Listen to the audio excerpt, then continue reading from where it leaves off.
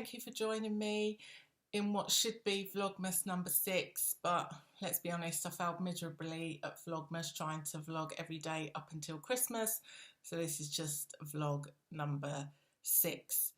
The last vlog I left it on the train leaving Coimbra, cutting short my Airbnb stay and heading to Anadia.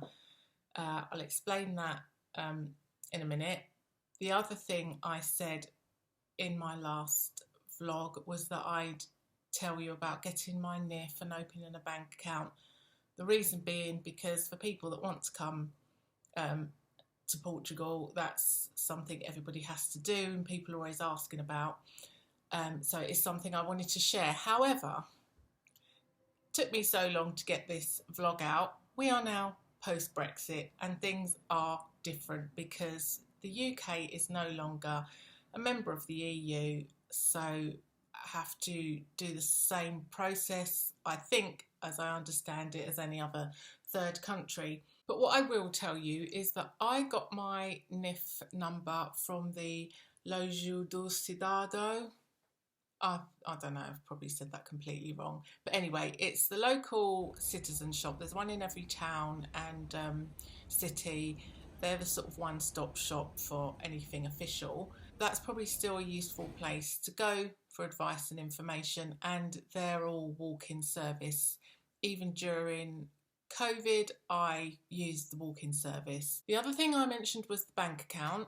Now, that's obviously everybody needs to open a bank account regardless of what country you're coming from. Banking in Portugal isn't free.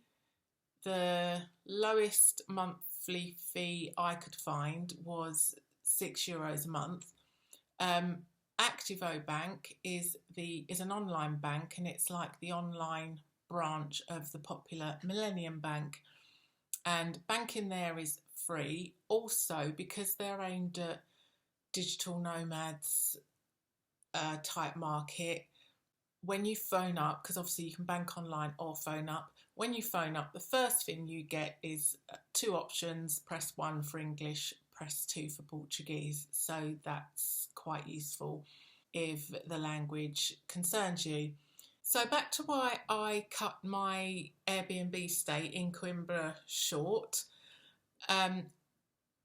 Obviously an Airbnb is temporary accommodation, and in order to stay in Portugal and get my residency, I needed something a bit more permanent.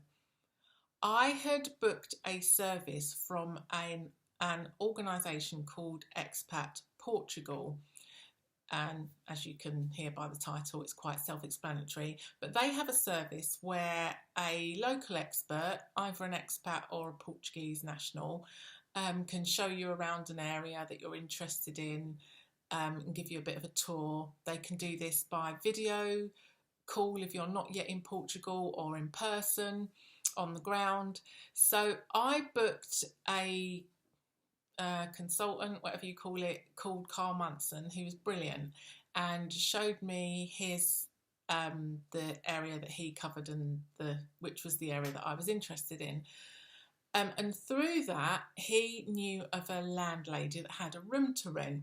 So I went and saw it, and yeah, I just couldn't wait to go and move there. So that's why I cut my Airbnb stay short in Coimbra and moved to Anadia. So this is now home. It's about 15 minutes from the town centre. I should say city centre actually, because I do believe Anadia is actually a city, but more if you're from the UK, what we'd be used to as a town. The place is a former winery, so surrounded by vineyards, and Anadia really is wine country. There's a former wine college and museum in the town centre. Anadia's got a sporty vibe. It's got its cycle track, and they're sort of trying to build themselves as a sort of sports area. They've got a big new eco park which is opening up, and 2 not golf courses, but golf ranges.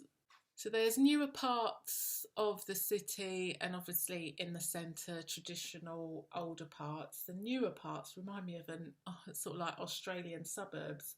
and then the older parts with their traditional buildings and cobbled streets as you'd expect.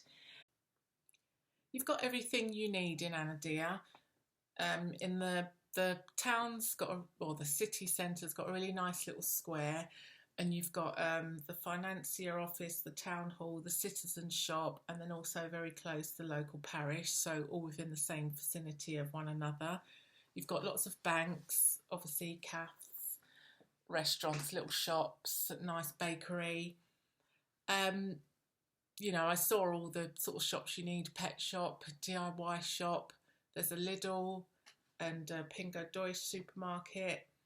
I saw a natural healthcare centre with osteopath, nutritionist, massage therapist, that sort of thing. I saw a CrossFit centre. There's a large hotel. You've got 2 stations on the outskirts, both maximum 30-minute walk in, taxis, no Ubers.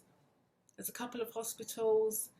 You've got a cinema and football ground on the outskirts.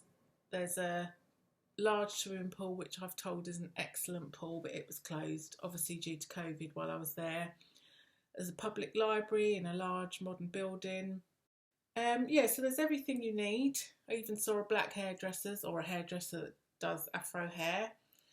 And if you wanted larger shopping, like big shopping malls, that's going to be Coimbra that you'd go to, but that's a 20-minute train journey away. It costs €80 on the train, and they're nice and frequent. I was backwards and forwards to Coimbra a bit.